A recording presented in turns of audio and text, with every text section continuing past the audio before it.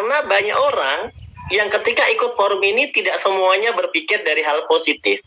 Maka kita perlu jelaskan mereka bahwa cara-cara yang logis yang diketahui orang itu rata-rata kesulitan. Maka kita harus tahu cara yang ini. Nah, PT BES ini adalah sebuah perusahaan, saya kenalkan dengan perusahaan ini, yang bergerak di bidang penjualan langsung. Dengan konsepnya direct selling atau penjualan langsung berjenjang syariah. Ya, PT BES ini kantornya di Surapati Core, di Bandung. Kemudian luar biasanya PT BES ini sudah mengantongi banyak penghargaan. Ya, di ajang Helmi Atameme Award 2020, PT BES waktu itu masih umur 1-2 tahun, tapi langsung mendapatkan 3 nominasi pemenang, yaitu Member Growth of the Year, yaitu sebagai perkembangan member tercepat, Most Fastest Growing Company, perusahaan baru dengan perkembangan yang tercepat, dan Product of the Year, produk terlaris. Artinya PT BES ini bukan perusahaan yang biasa karena sudah menyabet berbagai macam penghargaan yang diakui oleh Kementerian Perdagangan melalui kepanitiaan yaitu AP2LI, Asosiasi Perusahaan Penjualan Langsung Indonesia. PT BES ini telah memiliki legalitas yang lengkap, semuanya legalitas yang disyaratkan sudah lengkap, tidak ada yang kurang satupun. Kemudian sudah tergabung dalam AP2LI menjadi anggota Asosiasi Perusahaan Penjualan Langsung Indonesia. Dan yang lebih luar biasa lagi, sistem bisnis di PT BES ini telah disidangkan, telah diverifikasi langsung oleh DSN MUI. Jadi sistem bisnis, sistem dagang yang ada di PT BES ini telah sesuai dengan sistem syariah. Alhamdulillah ya. Nah, jadi kita sudah tidak ragu lagi karena PT BES ini menjadi perusahaan yang legalitasnya sudah jelas, kantornya jelas, milik sendiri, tidak nyewa, tidak kontrak, dan sudah sesuai dengan syariah. Selanjutnya adalah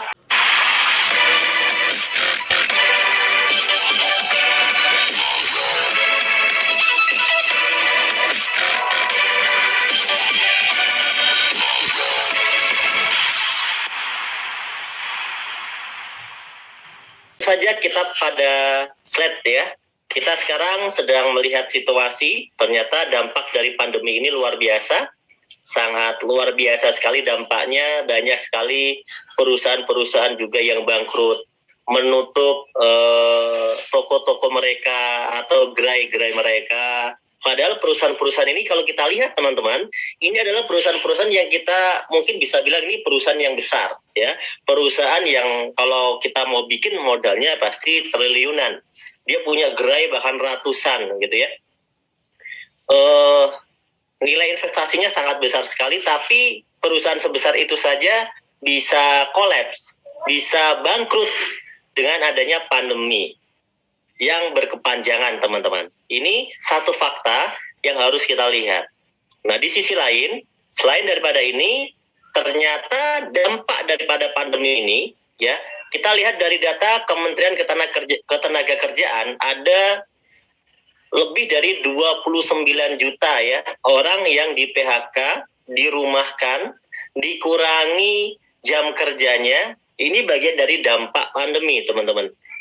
Ini sudah terjadi ya, ini adalah info di 2021.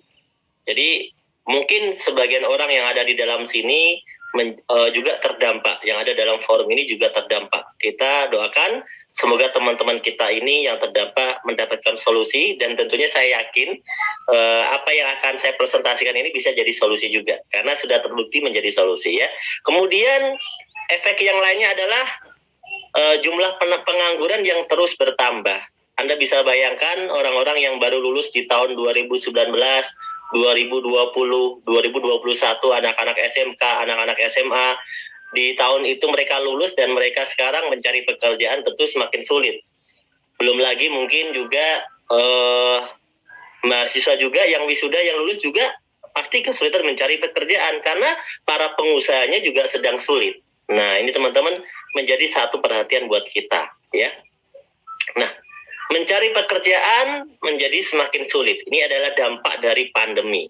Kemudian teman-teman, di sisi lain, kita juga punya problematika. Secara umum, problematika kita tidak terlalu berbeda, hampir sama, bahwa kebanyakan orang memiliki masalah, yaitu dia memiliki hutang. Mungkin di antara Anda, saya ucapkan selamat dan kita alhamdulillah kalau kita nggak punya utang gitu ya. Tapi banyak ternyata orang itu selalu punya utang, entah itu kecil atau besar, selalu punya utang. Kemudian ada cicilan-cicilan, mulai dari cicilan kendaraan, cicilan rumah, ya. Kemudian yang lebih parah adalah terjerat riba yang berkepanjangan. Ini kita patut untuk berpikir ya, bagaimana kita bisa maju sebagai umat beragama. Bahkan kita lihat di semua agama tidak ada yang membenarkan riba.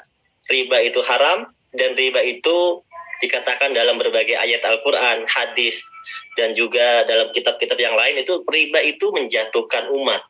Oleh karena itu, kalau kita pengen maju, kita tidak boleh meneruskan riba-riba ini. Kita butuh mencari solusi dari dalam hati kita yang terdalam, bahwa kita pengen menjadi penganut agama yang baik, kita pengen mendapatkan rahmat, kita pengen mendapatkan berkah, maka kita harus tinggalkan riba.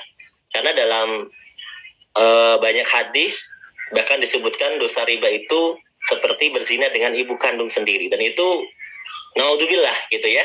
Maka dari itu, ini menjadi kepedulian buat kita sebagai sesama umat beragama, sebagai sesama manusia. Kita pengen menolong saudara-saudara kita jangan sampai terus berkutat dalam lingkaran riba atau dalam jeratan riba. Saya kira teman-teman setuju ya teman-teman ya, kalau kita tidak mau terus-terusan terjerat di dalam riba. Mungkin ada teman-teman kita yang lainnya juga sedang butuh penghasilan tambahan ya, untuk kehidupannya atau untuk meraih impian-impiannya. Karena saya yakin kita semuanya memiliki impian, betul? Coba, punya impian nggak kira-kira? Punya impian nggak? Coba, apa impian Anda? Anda tuliskan, apa impian terbesar Anda atau impian terdekat Anda yang paling Anda pengen capai saat ini? Mungkin Anda pengen liburan keliling dunia, ya, misalnya ke Paris ya bersama pasangan Anda, atau mungkin yang terdekat minimal belum pernah ke Bali, ke Turki ya kan, atau Anda pengen merasakan salju ya kan, kemana lagi, ke Jepang, Korea mungkin. Nah, ketemu artis idola Anda, ya itu normal, itu impian manusia. Banyak juga di antara Anda yang tentu, terutama yang muslim nih, tidak mungkin enggak, Anda pasti punya impian pengen umroh, pengen haji bersama kedua orang tua Anda. Minimal-minimalnya Anda punya impian, ya Allah, panjangkanlah ya umur orang tua saya, insya Allah tahun depan saya akan umrohkan, saya akan hajikan, ya Allah, jangan ambil dulu ya Allah, saya pengen menjadi anak yang berbakti, ya Allah, saya akan perjuangkan melalui usaha ini agar bisa memberikan hadiah umroh dan haji buat orang tua. Mungkin itu menjadi impian Anda. Atau mungkin Anda punya impian, pengen punya motor yang keren. Wah, ini yang muda-muda terutama ya. Biar mantan menyesal katanya ya kan. Atau mungkin pengen punya mobil yang keren juga. Seperti leader-leader di base. Mobilnya sangat-sangat keren. Kemudian pengen punya rumah. Rumahnya minimal ya jangan di dalam gang gitu ya. Rumahnya di pinggir jalan, atau rumahnya rumah yang mewah, yang layak, ya minimal tingkatnya mungkin 2, kamarnya mungkin ada berapa? Ada 5 gitu ya, atau mungkin ada 10 ya. Anda pengen punya rumah yang mewah, ya karena Anda mungkin punya keluarga besar, Anda pengen hidup bersama keluarga besar, bersama orang tua, Anda tidak mau meninggalkan orang tua Anda, dan ini menjadi impian Anda sampai masa tua Anda. Atau mungkin Anda pengen, yang belum menikah nih, pengen melangsungkan pesta pernikahan yang mewah. Kenapa? Karena ini adalah sejarah hidup gitu ya, untuk orang tercinta, untuk orang terkasih, pengen diberikan yang terbaik. Nah, ini menjadi impian Anda. Kenapa tidak ya? Kemudian Anda juga pengen berderma dengan lebih banyak, memberikan kegiatan sosial lebih banyak, bersedekah lebih banyak, infak lebih banyak ya kan, bersedekah beras setiap bulan misalnya. Kemudian setiap Jumat pengen berbagi makanan. Kemudian setiap tahun bisa berkorban kerbau atau sapi 5 gitu ya misalnya. Ini menjadi semangat yang ada dalam diri Anda, itulah impian. Orang yang tidak punya impian biasanya tidak punya semangat semacam itu. Dia cuma bilang, saya hidup gini-gini aja sudah cukup. Ya gak apa-apalah, gini-gini aja juga, yang penting kan saya ibadah. Nah, ini adalah orang-orang yang tidak punya impian, yang saya sebut impiannya mungkin sangat kecil karena dia memikirkan diri sendiri. Tapi saya yakin Anda adalah orang-orang yang luar biasa karena Anda punya impian bukan hanya untuk diri sendiri. Anda pengen melakukan banyak hal, pengen menjadi orang yang bermanfaat untuk banyak orang. Dan tentunya kalau urusan pribadi, banyak di antara kita yang pengen lunas hutang bebas riba. Insya Allah ya semuanya. Insya Allah semua impian-impian ini bisa kita wujudkan teman-teman. Kenapa? Karena sudah kami buktikan teman-teman kita yang sudah bergabung bersama BES 1 tahun, 2 tahun, 3 tahun, sekarang mereka sudah lunas hutangnya. Bahkan hutang yang miliaran itu bisa lunas. 1 miliar, 2 miliar itu lunas teman-teman. Apalagi kalau Anda cuma punya cicilan rumah misalnya yang nilainya 300 juta, 500 juta mungkin, atau mungkin mobil yang cuma 150 juta, 300 juta, ya insya Allah itu semuanya bisa beres. Atau cuma motor yang nilainya 20 juta, 30 juta ya.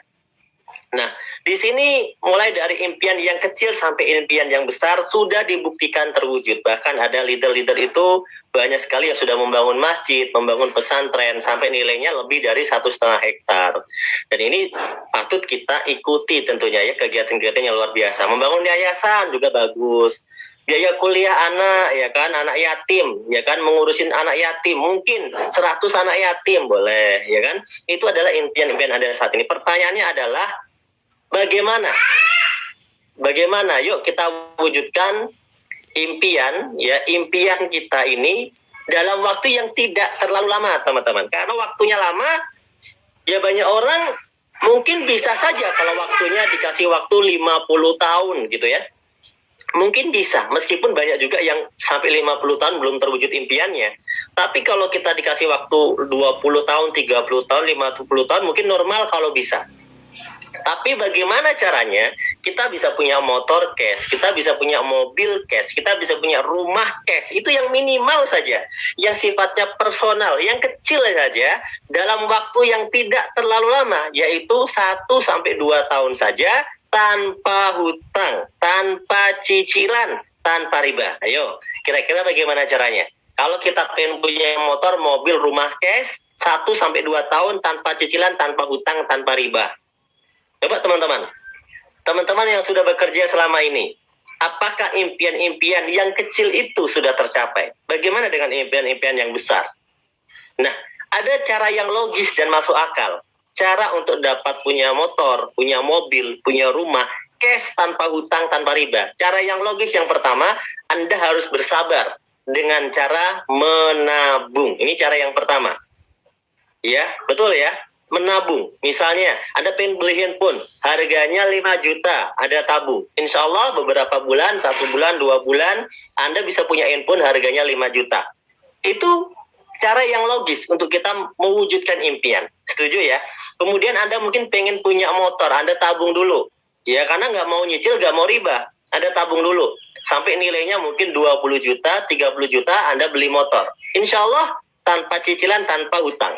Nah, atau mungkin Anda mau umroh itu nilainya nggak terlalu besar lah, 30 jutaan atau 35 jutaan gitu ya. Anda tabung juga seperti Anda pengen punya motor tadi.